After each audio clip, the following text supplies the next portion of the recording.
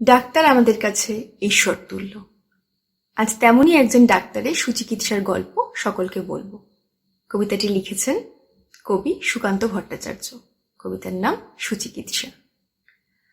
বদ্রীনাথের সর্দি হলো কলকাতাতে গিয়ে, আচ্ছা করে জোলাপ নিল নস্যিনাকে দিয়ে।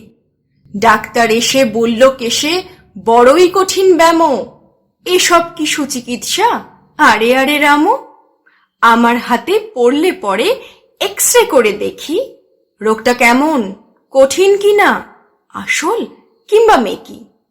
থার্মোমিটার মুখে রেখে সাবধানীতে থাকুক, আইস ব্যাগটা মাথায় দিয়ে একটা দিন তো রাখুক। ইঞ্জেকশন নিতে হবে, অক্সিজেনটা পরে, তারপরেতে দেখবো এরক থাকে কেমন করে।